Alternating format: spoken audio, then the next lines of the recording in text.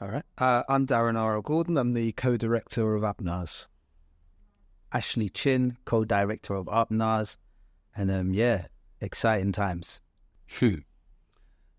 Apnas, look at the name. I love the name, by the way. Beautiful. Do you know what? It's exciting for me. I grew up in a community where there's a lot of Asians in my community, and visited Pakistan 3 times on 3 occasions.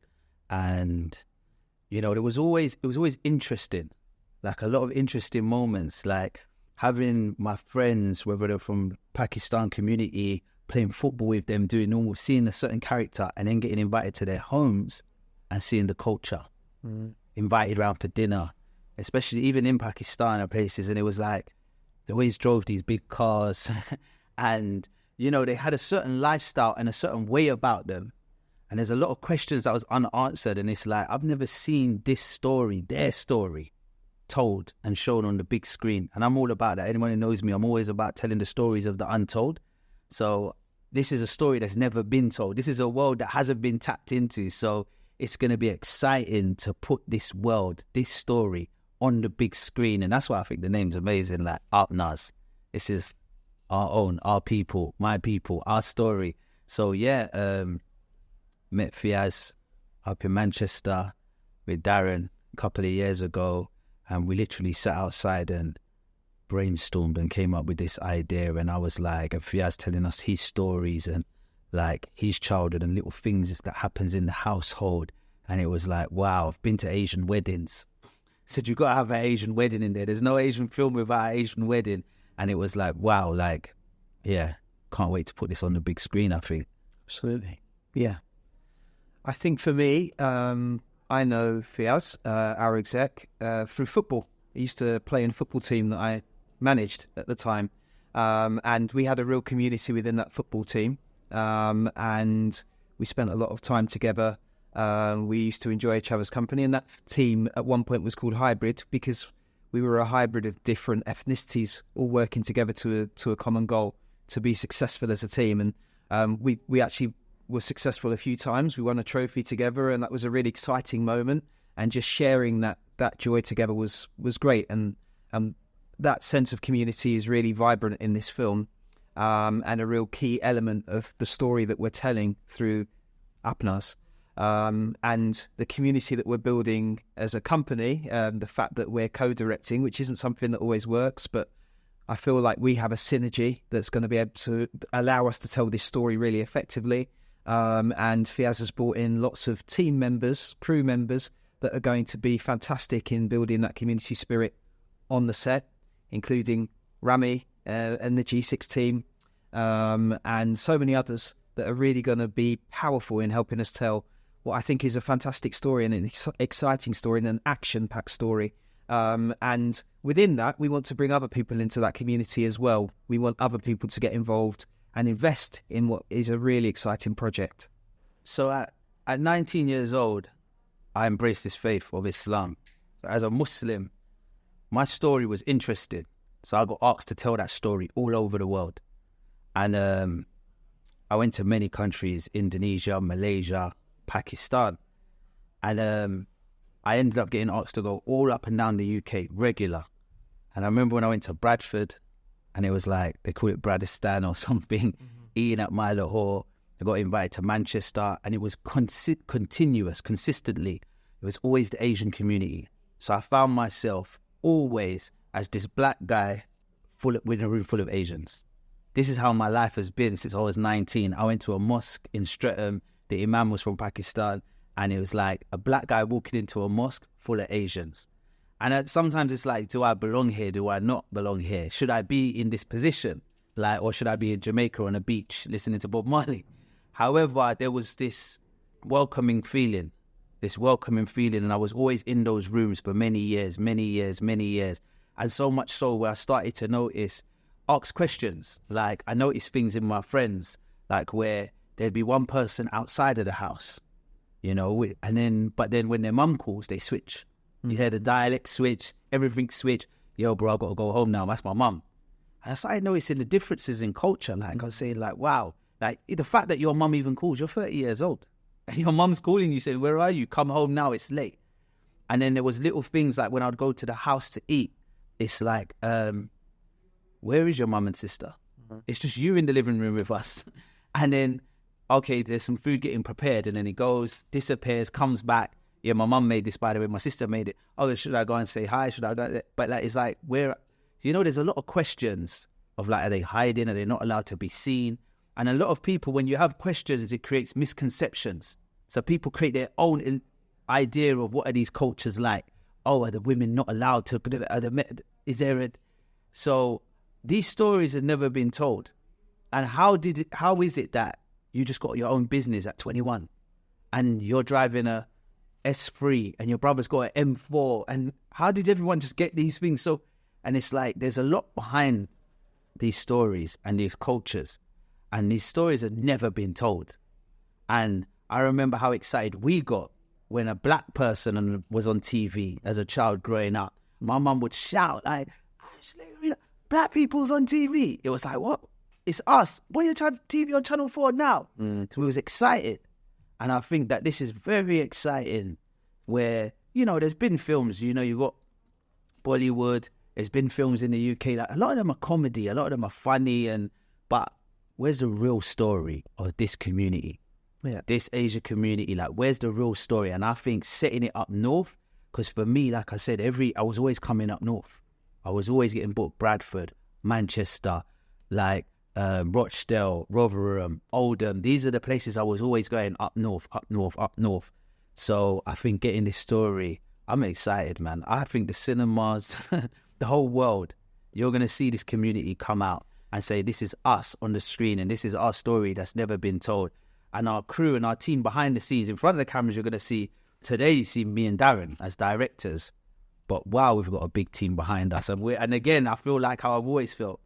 We're the two blacks. Everyone else is from, the culture. Absolutely. And I've lived in Manchester for over 20 years now. And there's not enough stories being made that tell stories about people here in Manchester. And those stories are, although they're about people in Manchester, they have global themes and global appeal. So it's really important that Manchester is represented in those stories. I think that the way the film has been written, and certainly the way we're going to direct the film, will really capture the energy of Manchester. Manchester's a city synonymous with music, and that's going to be a really key theme of the way we put this film together. We're creating a music score that's going to really capture the energy of the community and of the culture, not just in terms of the Pakistani culture, but in terms of the Manchester culture as well. So it's really thrilling and exciting. We are two black guys from London, if you look at it from that perspective, but we're global people. And this film gives us an opportunity to tell a really interesting, exciting, colourful, moving story about family. That's what the film is about for me. There's a backdrop of crime and all sorts of different things happening, but essentially it's a family drama. And that excites me because I like dealing with people and emotions. I like things that people can relate to on screen because that's what moves me and affects me. And that's what this film will give us the opportunity to do. Yeah, and I'm excited to work with Darren on this. Co-directing is actually an exciting thing for me, especially like with Darren's been teaching drama, working with actors in Manchester for years, respected. So I feel like many years, I should. I added some years on him, but he's been teaching and working with local talent in Manchester, actors for years, and myself being someone who's very big on, been in the industry for years, being very big on the art and authenticity. That's what I'm all about.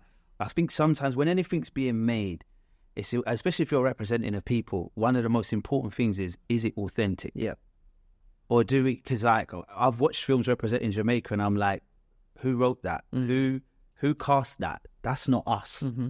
So authenticity is very important for us, and we want the whole community to come out and watch this and say, that represents us. So that's why it's important we've got the right people sitting on the right seats, wearing the right hats in this film. And I think that's what's going to be exciting, is to see that translated on screen and people to say, yeah, that's us for the first time, that we've never seen it before. That's our film. That's our people. Apnas.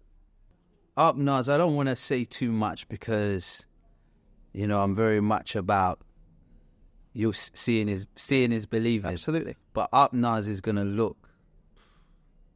It's not gonna. A lot of things that's set in the UK, I feel like it's too grey, it's too dull, and it's comparison to when you see things that's shot abroad. When you know, and for me, you know, when you watch stuff like City of God, like the color, the oranges, like or Joker, the greens, the yellows, the reds, that color and that darkness. A lot of things we shoot here, it looks very like just grey, like daytime drama TV. Apnas is going to look the total opposite of that, and I think we're going to pull all the party tricks out to make it look very vibrant, like very, very vibrant, brilliant. And we've got, like, you know, working with G6 now on board on the production. We've got unlimited access basically, so you know, it's exciting. It's going to look, we've got all the machinery, everything to make this look exactly what you want a film to look like. It's going to feel more like Wilmslow Road than Canary Wharf. You know what I mean? There's going to be colour, there's going to be vibrancy, there's going to be life. So fast-paced, yeah, absolutely. Action, heart, drama, intensity. This film that's going to make you want to cry, that's going to make you want to reflect, that's going to make you want to laugh, yeah, and that's going to make you think and touch your heart. Like they say, all at the same time. I think, without giving away too much of the story with Apnas, it reminds me of a book, Rich Dad Poor Dad, where it's like two brothers, and imagine rich and poor. This is how I see it. It's like two parallels, and you got the rich and you got the poor, and we're living in a world today where everyone wants to be the rich, you know, and everyone wants to avoid being the poor, because we measure success by richness. So Apnas for me reminds me of this Rich Dad Poor Dad, where you got the rich and the poor, however, and then you see their sons, however, and they're two brothers, and you know it deals with family feuds, and this happens a lot. Now, what I notice is the rich, it looks beautiful on the outside, but there's not as much love and togetherness within that family. There's a lot of corruption. And then the poor, it looks messy on the outside, it looks poor. However, that family sits around the table and eats together. You know, there's love, there's banter amongst the family. So what really is rich and what really is poor? And I think that for me is not only a message that I learned from our faith, but in Islam, like, it's like richness is not materials and stuff. It's, you know, it's that faith, that family, and that bond. But it's a message that I think is universal for the whole world. I think in terms of cast, we're really keen to find as many new faces, untapped resources as actors as we can. We don't exclusively want to work with new faces. If there's established talent out there that we feel suits the characters that we're casting, brilliant. But we're excited to find some new people to work with and bring through. And you know, we're both very experienced in different ways in the industry, so we feel like we can support new and emerging talent and help them on this journey, and help them step up and do what the film will need them to do, and to tell the story that we need the film to tell, so that it has maximum impact when it goes into cinemas and on from there. So we're excited to find some new talent, definitely. That process has already started and is ongoing. And we've already had some really interesting submissions from some people that have sort of never performed in front of a camera before in their lives. But that's part of the excitement of this journey, really. And bringing in those new faces. My ideal would be to mix some of them with established talent that can help. Yeah, exactly. That can help support. So it's like when you run a football team, we're both obsessed with football, so you know, you want a mix of experience and new blood that can bring the magic elements. You mix your dressing room with those experience. You know, we're in Manchester, so Manchester United. You mix the dressing room. You got Ronaldo sitting over there, then you got the young Garnacho coming up. You know, the new, and it's like it's great for them to have. So that's how we want this film to be. Like, you've got the experience and you've got the the seasoned veteran actors on screen that might make people say, oh, he's in it, she's in it. That's it. And then you've got that raw, untouched, like authentic, organic talent. Yeah, just we picked up at a youth centre, and he's actually absolutely thriving on camera, And for me, like, it's about opportunity as well. A lot of talent up here in Manchester, in the north, massive. Like to go. Is there opportunities here? Do we have to go to London to get?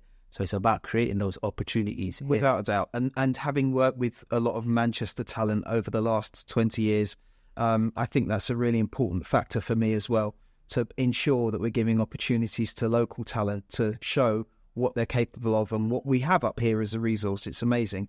But it's also important that everybody that we work with has this energy running through them. It's all about our people, our community. That's a key buzzword of what we're doing, and we're really excited to find those people and nurture and work with them. So yeah, I feel like the process of Apnas has been exciting from the start.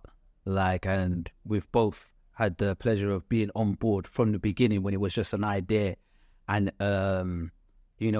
and authenticity and all is very important, as I've been saying.